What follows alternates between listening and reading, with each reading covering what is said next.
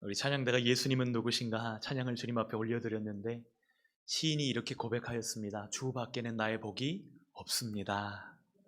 예수님께서 우리를 충만케 하시고 예수님께서 우리를 이끄시는 복된 주일인 줄 믿습니다. 영국의 한 패션 학교에서는 어글리 프로젝트라는 수업이 있다고 합니다. 일단 옷가게를 찾아가게 하는 거예요. 패션학과 학생인데 옷가게를 찾아가서 가장 마음에 안 드는 그 옷을 딱 잡아서 사오게 합니다. 그래서 그 옷을 좋아하게 만드는 그 방법을 한 학기 동안 찾아가는 거예요. 이 수업의 단계가 있는데요. 1단계, 싫은 이유를 철저하게 분석한다. 내가 이 옷을 왜 싫지? 그 이유들을 분석하게 하고 2단계, 싫은 부분들을 하나씩 고쳐나가게 합니다. 그렇게 해서 최종 마지막 단계, 이 최악의 옷, 내가 제일 싫어하는 그 옷을 마음에 드는 옷으로 만들게 하는 거예요. 아무리 싫은 것도 노력하면 그 가치를 바꿀 수 있다는 것인데요. 이 어글리 프로젝트를 시작하기 전에 명심해야 될 0단계가 있습니다. 그 0단계가 무엇이냐면 아무리 싫은 것도 좋아할 수 있다고 다짐하는 거예요. 왜 그렇게 하죠? 마음이 바뀌면 그 다음 태도가 달라지기 때문입니다. 하나님 말씀 앞에서는 우리도 마찬가지입니다. 우리의 마음이 하나님의 말씀을 향하여 열려졌을 때 그 말씀은 다른 능력을 발휘하는 것을 발견하게 되어집니다. 오늘 우리가 읽었던 족보, 굉장히 길고 지루하고 어렵다 이런 편견을 가지고 계실 수도 있는데요. 사실 발음하기가 굉장히 어려운 이름들로 가득 채워져 있습니다. 그 분량도 적지가 않아서 읽는 것 자체가 어려울 수도 있습니다. 그래서 많은 분들이 성경 읽다가 족보를 딱 만나면 어떻게 하시죠? 뛰어넘거나 빨리 읽거나 중요한 부분만 스킵해서 읽습니다. 생소해서 그렇게 읽는 것인가요? 어려워서 그렇게 읽는 것인가요? 길어서? 아닙니다. 그것은 다 표면적인 이유이고 진짜 이유가 있습니다. 그 이름들이 나랑 관계없는 이름이라고 생각하기 때문에 지루해하고 어려워하고 힘들어하는 것입니다. 예수님의 생애를 기록하려고 펜을 들었던 4사람이 있습니다. 예수님의 제자 마태, 마가, 누가, 요한, 이 4사람의 제자들이 펜을 들었는데요. 여러분 여기서 퀴즈를 하나 내도록 하겠습니다. 이 4복음서 중에서 제일 먼저 쓰여진 복음서가 무엇일까요? 자, 1번 마태, 2번 마가, 3번 누가, 4번 요한. 하나 둘 셋 하면 속으로만 이렇게 손을 드십시오. 하나 둘 셋. 네. 1번, 2번, 3번, 4번. 다수결로 결정되는 건 아니고요. 마가복음이 제일 먼저 쓰여졌습니다. 마가복음이 가장 일찍 쓰여졌는데 그러면 왜 마태복음을 가장 앞에다 두었을까요? 시간 순서대로 하면 마가복음을 앞에다 놔야 될 텐데 마가복음이 아니라 마태복음을 가장 앞쪽에 배치한 이유는 사복음서 가운데 가장 많은 분량 구약을 인용한 복음서가 마태복음이기 때문에 그렇습니다. 그러니까 구약을 마치고 신약을 시작하면서 이 두 성경을 연결해 줄 수 있는 연결고리로 마태복음이 가장 적합하다고 판단하기 때문에 마태, 마가, 누가, 요한 이 순서대로 복음서가 배치된 것입니다. 특별히 마태는 유대인들을 향해서 이 복음서를 기록합니다. 그래서 족보로 복음서를 시작하는 거예요. 구약 성경에 보면 하나님과 언약을 맺은 대표적인 사람이 2사람 나옵니다. 누구죠? 아브라함과 다윗입니다. 믿음의 조상이라고 불려지는 아브라함이 하나님과 맺은 언약이 무엇이죠? 우리 함께 창세기 12장 2절 3절 말씀 함께 읽어볼까요? 시작. 내가 너로 큰 민족을 이루고 내게 복을 주어 내 이름을 창대하게 하리니 너는 복이 될지라. 너를 축복하는 자에게는 내가 복을 내리고 너를 저주하는 자에게는 내가 저주하리니 땅의 모든 족속이 너로 말미암아 복을 얻을 것이라 하신지라. 핵심 내용이 무엇이죠? 너는 복이 될지라. 새해 복 많이 받으세요보다 어쩌면 어떤 의미에서 여러분 복이 되십시오 라고 인사하는 것이 우리 크리스천들에게는 더 적절한 인사가 아닐까 이런 생각들을 하게 되는데요. 하나님이 아브라함을 향해서 너는 복이 될지라 이렇게 말씀하십니다. 쉽게 설명하자면 아브라함에게 약속하신 그 후손들을 통해서 하나님을 떠난 모든 열방과 모든 민족들을 다시 돌아오게 하시겠다는 약속이에요. 이것이 아브라함 언약입니다. 또 하나님께서는 다윗과도 언약을 맺으시는데 그 약속이 무엇이죠? 사무엘하 7장 16절 말씀도 한번 같이 읽어보겠습니다. 시작. 내 집과 내 나라가 내 앞에서 영원히 보존되고 내 왕위가 영원히 견고하셨다 하라. 아멘. 핵심 내용이 무엇이죠? 내 나라가 영원하리라. 하나님이 다윗에게 영원한 왕권과 나라를 약속하시는 것입니다. 그래서 다윗의 후손을 통해서 하나님의 나라를 완전하게 세우시겠다는 약속이 다윗 언약입니다. 지금 마태는 하나님께서 아브라함의 그 후손으로, 다윗의 그 후손으로 예수 그리스도를 보내셨고, 이 예수님이야말로 약속대로 오신 그 메시아이심을 증거하고 있는 것입니다. 이것이 마태가 우리에게 전하는 복음입니다. 오늘 저의 사명은 족보, 이 먼 이야기를 가까운 이야기로, 남의 이야기 같은데 우리 이야기라는 것을, 또 죽은 이야기 같지만 산 이야기라는 것을 여러분들에게 알려드리는 것이 저의 사명입니다. 저의 첫 번째 질문은 이것인데요. 어떻게 마태복음의 이 족보가 내 이야기로 이어지게 할 수 있을까 하는 것이 저의 질문입니다. 여러분, 화산에는 세 가지 화산이 있습니다. 사화산이 있고요, 휴화산이 있고요, 활화산이 있습니다. 어떤 차이가 있죠? 사화산은 이미 활동이 끝난 거예요. 휴화산은 언젠가 화산 활동을 했지만 지금은 활동하지 않고 있는 화산을 휴화산이라고 합니다. 활화산은 어떤 화산이죠? 언제고 터질 수 있는 우려가 있는 화산을 활화산이라고 부릅니다. 평소에는 다 비슷해 보여요. 그러나 화산이 분화를 시작하면 그 양상이 완전히 달라집니다. 어떻게 되죠? 용암이 끓어오르기 시작합니다. 연기가 피어오릅니다. 그리고 하늘로 뜨거운 바인물이 뿜어져 나옵니다. 그 기세가 엄청납니다. 살아있기 때문입니다. 여러분, 같은 맥락에서 볼 때에 우리가 함께 읽었던 이 족보는 죽은 족보가 아니에요. 왜 그렇죠? 족보의 주인공이신 예수님께서 살아계시기 때문입니다. 그래서 이 족보는 살아있는 족보요, 살리는 족보가 되는 것입니다. 그런데 그 예수님께서 다윗의 후손으로 오셨다는 것은 어떤 의미를 가지시는 것이죠? 그것은 예수님도 왕으로 우리에게 오셨다는 것을 의미하는 것입니다. 왕이신 예수님을 내 마음 가운데 영접하는 사람, 예수님을 믿는 사람에게는 어떤 일들이 벌어집니까? 사도 요한은 그것을 이렇게 고백합니다. 요한복음 1장 12절 말씀 함께 읽겠습니다. 요한복음 1장 12절 말씀 없나요? 제가 읽어드릴게요. 영접하는 자, 곧 그 이름을 믿는 자들에게는 하나님의 자녀가 되는 권세를 주셨으니. 왕이신 예수님을 내 마음 가운데 모시면 하나님의 자녀가 되는 권세를 주신다고 약속하셨습니다. 여러분, 크리스천은 이 안에 예수 그리스도를 영접한 사람들입니다. 예수님을 모시고 예수님을 닮고 살아가는 사람들이 크리스천인 줄 믿습니다. 예수님이 나의 왕이시고 예수님이 나의 주인으로 살아계시기 때문에 이 족보 하나만 제대로 알아도 우리 안에 은혜가 넘쳐 흐르는 것입니다. 왜 그렇죠? 이 족보는 나의 왕이신 예수님의 족보이고, 또 예수님이 우리 안에서 오셔서 하시는 가장 중요한 일이 우리를 살리시는 일이시기 때문에 그렇습니다. 그렇다면 이제 족보 속에 숨겨진 그 은혜를 함께 살펴보기를 원하는데요. 첫 번째는 하나님의 주권입니다. 무엇이라고요? 하나님의 주권. 여러분, 이 족보를 살펴보면 평범한 사람들 투성이입니다. 그런데 하나님은 그 평범한 사람들의 평범한 삶을 통해서 위대한 일들을 이루고 계십니다. 본문에 가장 많이 나오는 동사가 하나 있습니다. 무엇일까요? 네, 계속 나와요. 절마다 몇 번씩 나오는지 모릅니다. 낳고, 낳고, 낳고, 낳고.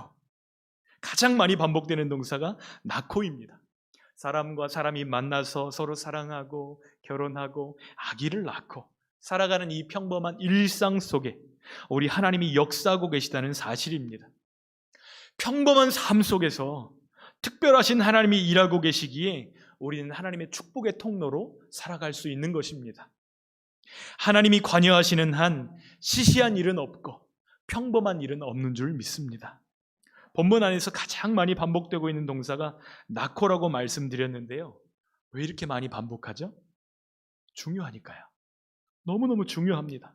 우리가 아이 하나를 낳고 그를 하나님의 사람으로 세우는 것, 이 일이 하나님 앞에는 결코 작지 않은 일인 줄 믿습니다. 너무나 중요합니다. 저희 가정에서도 낳고 4번 반복하니까 몇 년이 흘렀을까요? 10년이 흐르더라고요. 그러니까 오늘 우리가 낳고 굉장히 빠르게 읽었지만 이것은 그렇게 빨리 읽을 수 있는 이야기가 아니라는 것, 긴 시간을 함축하고 있다는 사실을 우리가 염두에 두고 이 족보 앞에 섰으면 좋겠습니다. 그 시간이 얼마나 긴 시간인가 17절은 그것을 이렇게 이야기합니다. 17절 말씀 함께 읽어볼까요? 시작. 그런즉 모든 대수가 아브라함부터 다윗까지 14대요 다윗부터 바벨론으로 사로잡혀 갈 때까지 14대요 바벨론으로부터 사로잡혀 간 후부터 그리스도까지 14대더라. 14대. 이 긴 시간 가운데 하나님이 역사하고 계시다는 사실입니다. 14는 7의 배수이죠. 7은 완전 숫자이기 때문에 본능적으로 하나님을 생각하게 하는 숫자입니다. 그런데 이스라엘 백성들에게 14라는 숫자는 굉장히 특별한 의미를 가지고 있어요. 왜냐하면 게마트리아라는 용법을 통해서 숫자로 사람을 가리킬 때가 있거든요. 숫자로 누구를 가리킨다고요? 사람을 가리켜요. 그런데 알파벳마다 숫자가 대입될 수가 있어요. 그러니까 첫 번째 글자인 알레프에는 1이라는 숫자가 대입이 돼요. 네 번째 글자인 달레트라는 이 알파벳에는 4라는 숫자가 들어있고요. 6이라고 하는 여섯 번째 문자 바브에는 6이 들어있는데 우리가 함께 읽었던 다윗, 그 다윗이 달레트, 바브, 달레트예요. 그러니까 한번 숫자를 더해 보실래요? 4 더하기 6 더하기 4 몇이죠? 14. 근데 사람들이 14라는 숫자를 보면 본능적으로 생각하는 사람이 다윗이란 말이에요. 이건 유대인들 안에서 통용되는 게마트리아라는 용법입니다. 갑자기 뒤에서 누가 와가지고 239 차 빼주세요. 그러면 우리 가운데 누가 일어날 거예요. 239랑 관계 있는 사람이 일어나겠죠. 239가 뭐죠? 우리 교회 차예요. 아시는 분만 아는 거예요. 그러니까 14라는 숫자를 들었을 때 이스라엘 백성들은 본능적으로 다윗을 떠올립니다. 이스라엘 백성들이 가장 사랑했던 왕이 누구죠? 다윗이에요. 그런데 마태는 그 다윗과 예수님을 연결시켜서 설명하려고 지금 애쓰고 있는 거예요. 예수님이 다윗의 그 후손으로 오신 메시아이심을 지금 유대인들에게 보여주고 싶어가지고 이것을 잘 정리를 한 것입니다. 14라는 숫자를 기준으로 14대라는 것을 강조해서 보여주고 있는 것입니다. 그런데 이 시간이 짧아요, 길어요? 굉장히 긴 시간입니다. 그런데 이 시간 동안에 어떤 일들이 있었는지 족보 안에는 기록되어져 있는데 전쟁이 있었고 바벨론 포로가 있었고 분열과 고난의 역사들이 있었지만 이스라엘은 실패한 것 같고 다윗의 왕국은 실패한 것 같은데 그 족보 안에서 역사하시는 하나님은 실패하지 않으시고 그 약속을 이루고 계시다는 사실을 족보를 통해서 보이시고 계시는 것입니다. 우리 하나님은 상황과 여건 때문에 실패하시는 분이 아니세요.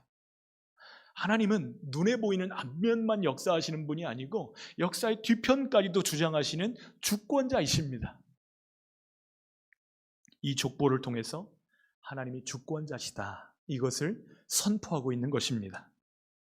우리 삶에서 일어나는 모든 일들, 또 내 삶에 관계된 모든 일들, 그 가운데 하나님의 계획이 있는 줄 믿습니다. 여러분은 하나님이 정말로 나를 사랑하시고 나를 향해서 놀라운 계획을 가지고 계시다, 이 사실을 믿으십니까? 정말 주권자이신 하나님이 나를 사랑하신다, 그 하나님이 나의 삶에 놀라운 계획을 갖고 계신다, 이 사실을 믿는 사람들에게는 두 가지 반응이 나타나게 되어져 있습니다. 어떤 반응이냐 하면 첫 번째는 확신입니다. 하나님이 주권자이시기 때문에 하나님이 허락하시지 않는 한 심지어 내 머리카락 하나도 떨어지지 않는다는 것. 하나님이 허락하신 범주 안에서 모든 일들이 벌어진다는 것, 이것을 확신하게 되어집니다. 하나님이 결제 사인을 해주셔야 되는 거예요.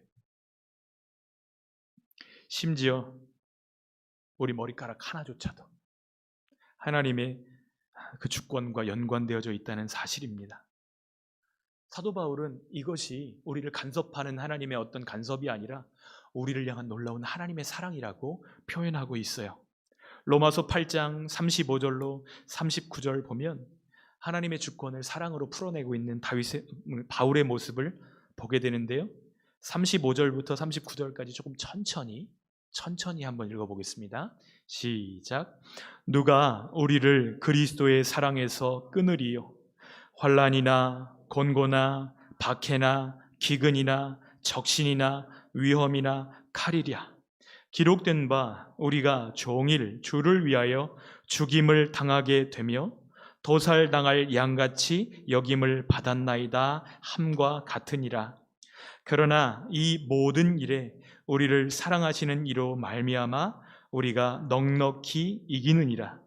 내가 확신하노니 사망이나 생명이나 천사들이나 권세자들이나 현재일이나 장래일이나 능력이나 높음이나 깊음이나 다른 어떤 피조물이라도 우리를 우리 주 그리스도 예수 안에 있는 하나님의 사랑에서 끊을 수 없으리라. 아멘. 하나님의 놀라운 사랑과 놀라운 계획이 예수님 안에서 나타났는데 그 예수님의 사랑을 끊을 수 있다 없다? 없다는 거예요. 이 확신이 그 교통도 좋지 않던 시대에 바울이 전 세계를 3번씩이나 다니면서 복음을 전할 수 있도록 그에게 능력이 되었던 것을 우리는 보게 되어집니다. 확신입니다. 두 번째는 헌신입니다. 뭐라고요? 헌신이요. 주님이 주인이시기 때문에, 주님이 주권자이시기 때문에 우리는 주인 행세할 수 없습니다. 그래서 골로새서 3장은 이렇게 말씀합니다. 아내들아, 남편들아, 자녀들아, 아비들아, 종들아 이렇게 부르면서 어떤 일을 할 때, 어떤 관계를 맺을 때에 이렇게 헌신하라고 말씀하고 있습니다. 골로새서 3장 23절 함께 읽겠습니다. 시작. 무슨 일을 하든지 마음을 다하여 주께 하듯 하고 사람에게 하듯 하지 말라. 모든 일에 최선을 다하는 이유가 어떤 사람 때문이 아니라 우리 주님, 우리와 함께 하시고 우리를 사랑하시는 주님 때문에 그 일들을 감당하는데 정말로 주께 하듯 하라는 거예요. 주님께 하듯. 우리 헌신에 대해서 우리 주님께서 그의 백성에게 약속하신 유업, 그 상급이 있을 것이기 때문에 주께 하듯 하라고 강조해서 설명하는 바울의 편지를 읽게 되어집니다. 이번 명절도 언제, 어디서, 누구와 만나든지 주님께 하듯 섬기시기를 부탁드립니다. 그렇게 할 때에 우리 주님께서 그 관계 가운데 역사해 주실 줄 믿습니다. 족보 속에 넘치는 첫 번째 은혜는 하나님의 주권이었습니다. 두 번째는 하나님의 열심입니다. 무엇이라고요? 하나님의 열심. 그런데 하나님의 열심은 하나님의 약속을 반드시 이루시는 것을 발견하게 됩니다. 아브라함에게 하셨던 약속, 너의 자손은 하늘의 별과 같이 바다의 모래같이 많게 하리라. 다윗에게 하셨던 약속, 내 나라와 왕권을 영원히 견고하게 하리라. 그 약속을 하나님께서 이루시는데요, 사실은 그들이 대단해서 이 약속을 이루시는 것이 아닙니다. 여러분, 아브라함은 어떤 사람이죠? 그가 살던 땅에 기근이 들어서 애굽으로 피신을 가야 되는데 그가 애굽에 거류하려고 내려갈 때에 아내 사레에게 이렇게 이야기합니다. 창세기 12장 12절 13절 말씀 함께 읽어볼까요? 시작. 애굽 사람이 그대를 볼 때에 이르기를 이는 그의 아내라 하여 나는 죽이고 그대는 살리리니 원하건대 그대는 나의 누이라 하라. 그러면 내가 그대로 말미암아 안전하고 내 목숨이 그대로 말미암아 보존되리라 하니라. 애굽으로 피신 가기 전에 밤중에 여관에서 아내를 붙들고 이렇게 얘기하는 거예요. 여보 나한테 걱정이 하나 있어요. 당신이 너무 예뻐서 애굽에 내려가면 나를 죽이고 당신을 차지할지도 모르니까 이제부터 당신은 나를 여우라고 부르지 말고 오빠, 뭐라고요? 오빠라고 해봐요. 오빠. 자, 다시 한번 연습. 오빠.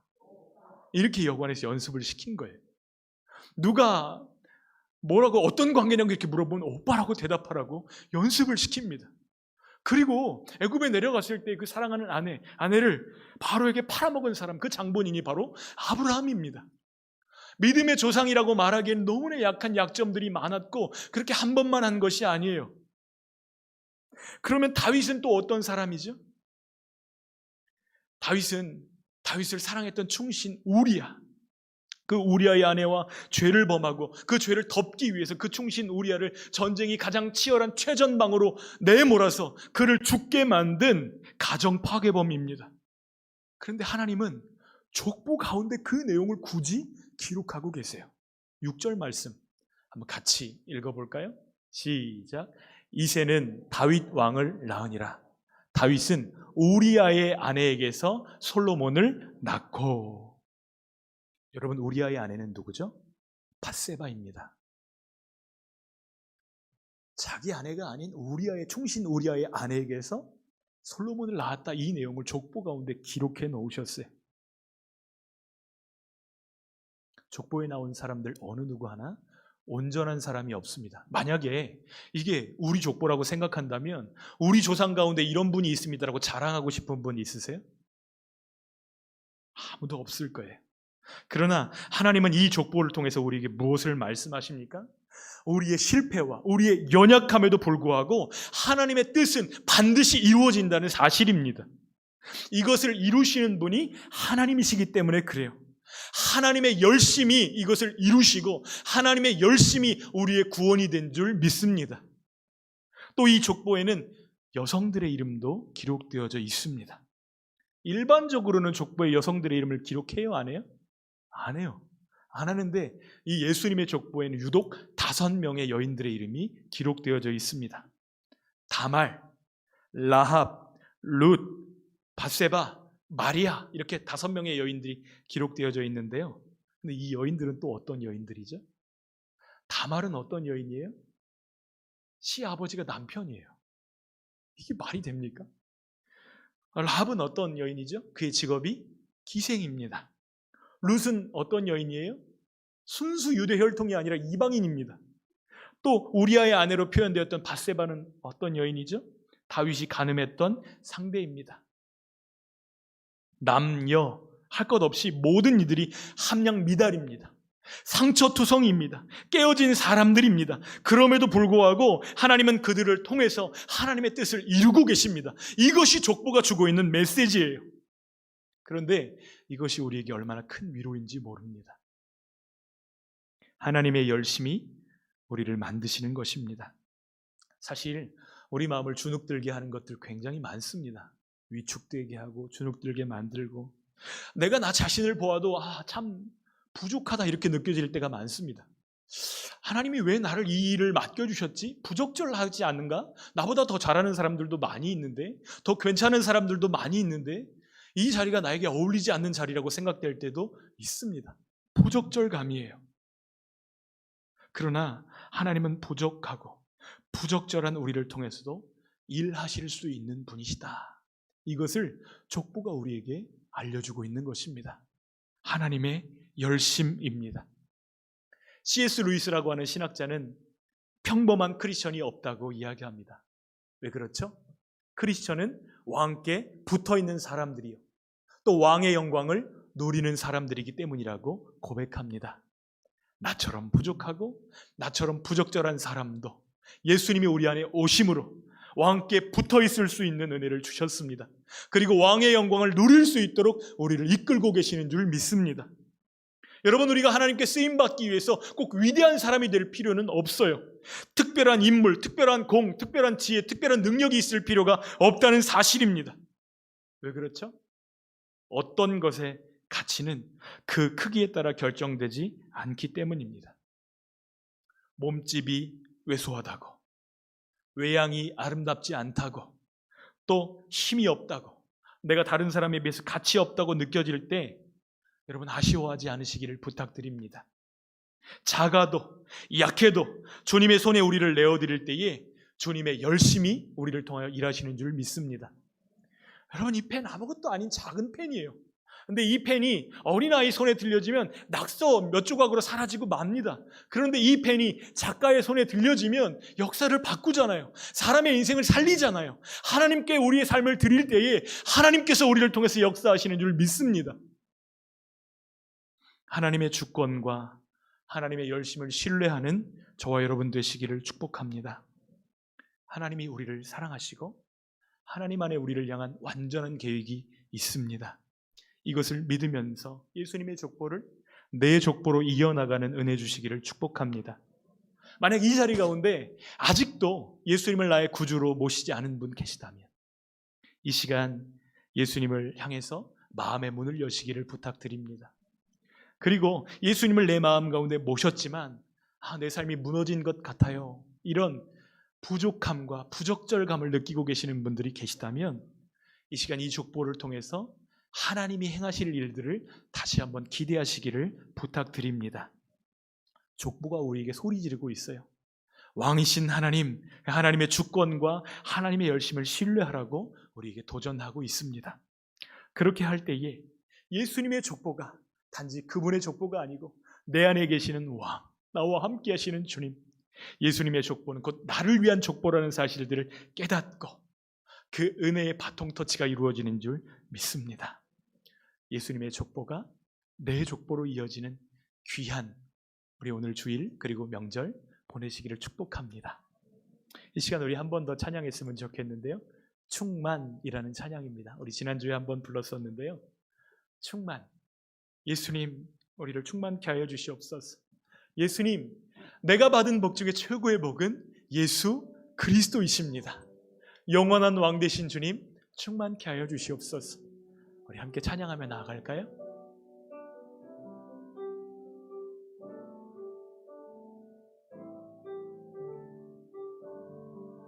무명이어도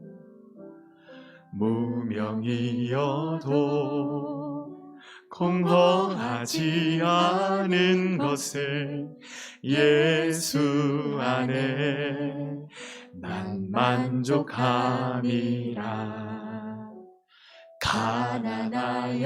가난하여도 부족하지 않은 것을 예수 안에 오직 나는 부요함이라.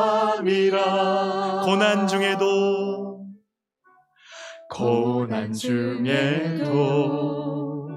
견뎌낼 수 있는 것을 주의 계획 믿기 때문이라. 실패하여도 일어설 수 있는 것을 예수 안에 오직 나는 승리함이라. 난 예수로 충만하네. 난 예수로 충만하네. 난 예수로 충만하네. 영원한 왕 내 안에 살아계시네. 우리 일어나서 찬양할까요? 내 몸이 약해도 낙심하지 않는 것은 예수 안에 난 완전함이라. 화려한 세상 부럽지 않은 것을 난 예수로 충만함이라. 우리 선포할까요? 난 예수로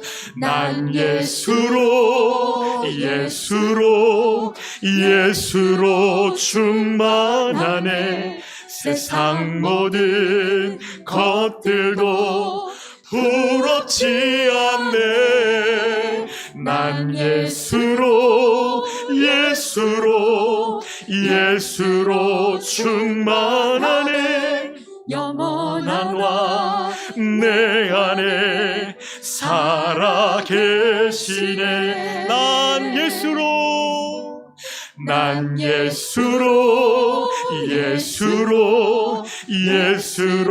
충만하네. 세상 모든 풍파도 두렵지 않네. 난 예수로 충만하네. 영원한 왕 내 안에 살아계시네.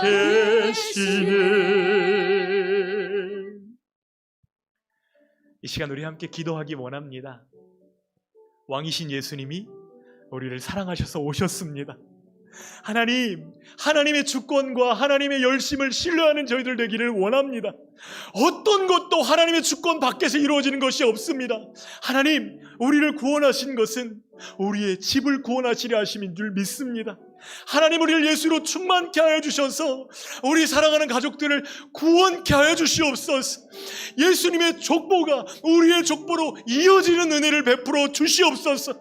왕을 모시고 살아가며 왕과 함께 동행하는 저희들 되게 하여 주시옵소서. 주여 한번 부르짖고 기도하겠습니다. 주여! 살아계신 하나님 감사합니다. 하나님 아버지, 우리 자신을 우리가 너무나 잘 알고 있습니다. 얼마나 부족한지, 얼마나 부적절한지 우리 자신을 보아도 연약한 투성이입니다. 그러나 하나님께서는 하나님의 뜻 가운데 하나님의 놀라운 계획을 이루고 계십니다.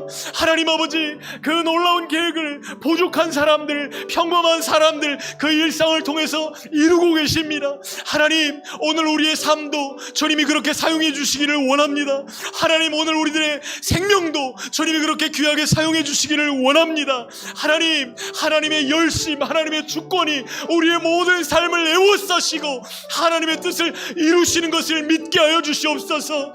우리에게 예수를 주신 것은 우리를 통하여 구원의 역사를 이루실 하나님의 놀라운 계획이 있음을 믿습니다. 낙심하지 않게 하여 주시옵소서. 포기하지 않게 하여 주시옵소서. 주님과 함께하는 저희들 되게 하여 주시옵소서. 우리의 가족들을 향하여 나아갈 때 믿음으로 나아가게 하여 주시고 예수로 나아가게 하여 주시고 충만함으로 섬길 수 있도록 은혜를 베풀어 주시옵소서. 아버지 하나님, 사랑하며 의지합니다. 하나님, 저희들을 사용하여 주시옵소서. 주님의 놀라운 은혜 가운데 하나님의 살아계심과 하나님의 사랑하심을 믿으며 나아갈 수 있도록 인도하여 주시옵소서.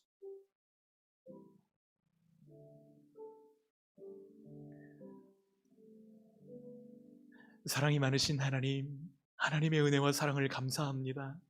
하나님은 왜 저 같은 것을 구원하셨습니까? 하나님의 주권이라고 말씀하십니다. 이것이 하나님의 은혜인 줄 믿습니다.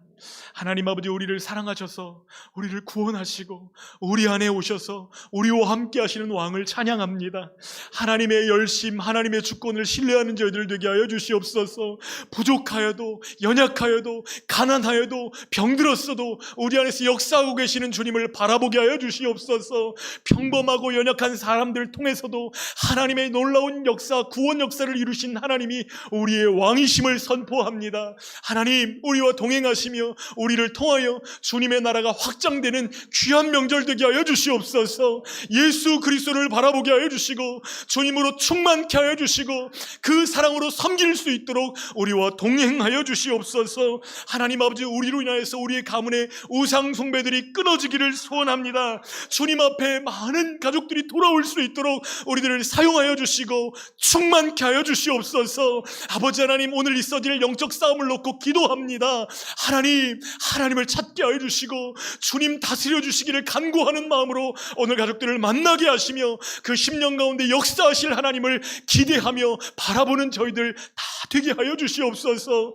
또 명절을 보낼 때에 홀로 아버지 쓸쓸히 명절을 보내시는 분들이 있다면 예수님 찾아와 주셔서 따뜻한 품으로 안아주시고 주님이 그와 동행하시며 주님의 사랑으로 가득 채워 주시옵소서. 주님을 의지합니다. 예수님의 이름으로 기도합니다. 아멘.